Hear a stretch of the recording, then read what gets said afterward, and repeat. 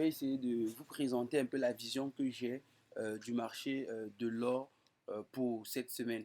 Donc, il faut déjà comprendre tout simplement que euh, à l'ouverture ce matin, il y a eu tout simplement eu ce déséquilibre ici. Donc, il faut comprendre que malgré tout le fondamental, le gold reste haussier de manière générale. Mais maintenant, il y a eu juste des niveaux assez intéressants de reclassement qui font tout simplement maintenant que on a atteint un peu des niveaux un peu plus bas.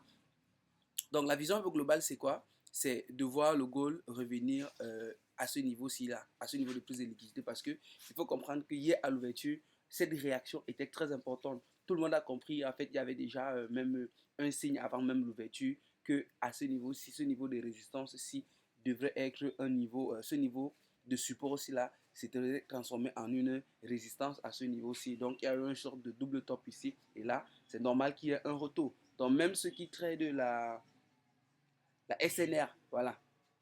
Donc ici, il y a tout simplement cette résistance-là qui s'est créée ici. Et là maintenant, on va tout simplement voir ce mouvement-ci jusqu'à jusqu'à la prise de liquidité de ces niveaux-ci. Donc, selon moi, potentiellement, le prix peut revenir à ce niveau-ci là avant de prendre un mouvement haussier.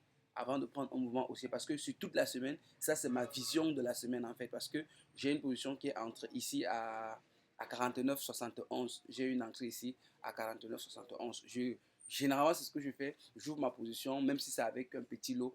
Voilà, pas un micro lot forcément. Et puis je garde ça jusqu'à la fin de la semaine. Généralement, hein, c'est ma façon de trader. Et après, maintenant, à côté de ça, on peut chercher des targets en fait en 3D sur ce mouvement-ci. Donc, premier point, c'est que généralement, les gaps ouverts sont toujours rééquilibrés. Et vous voyez là que le gap n'a pas été comblé. Et du coup, c'est ce qui montre fortement que le prix doit revenir, reprendre ce gap-ci, prendre le niveau-ci, revenir ici, et puis venir à ce niveau-ci. Il faut comprendre aussi qu'à ce niveau-ci là, le prix peut aussi réagir à la baisse parce que c'est un niveau de QM.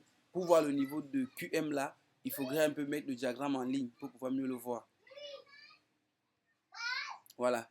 Donc, sur notre diagramme en ligne, on peut tout simplement voir ce niveau de QM-ci. On a un plus bas, on a un plus haut. On a le plus haut qui a été cassé. Donc, potentiellement, le prix peut revenir réagir au niveau de QM avant de devoir prendre maintenant un bon sell encore. Voilà. Maintenant, ce sont des mouvements qui vont s'effectuer. Et puis là, on va revenir à ce niveau-ci. Il faut être précis sur ce pic-ci. Voilà. C'est ça, le TP final pour la semaine. C'est un peu la vision que j'ai. Voilà, voilà, n'oubliez pas, en commentaire de la vidéo, vous pouvez tout simplement donner votre avis par rapport au prix, par rapport au marché. Mais il faut comprendre que là, le prix a déjà réagi ici, là, d'accord? Et puis, on va revenir casser ce niveau-ci. Ce niveau va être cassé avant de prendre maintenant un bon mouvement baissier. Le prix ne peut pas sell là à partir de ce niveau-là. Parce que le fondamental même, en fait, ne nous montre pas en fait, qu'il y aura un mouvement baissier sur ce niveau. Donc, c'est ce que j'avais à vous présenter aujourd'hui. Si vous avez des questions, n'oubliez pas de vous laisser ça en commentaire. Et si vous êtes là pour la première fois, vous vous abonnez et puis vous partagez. Cela peut aider une autre personne.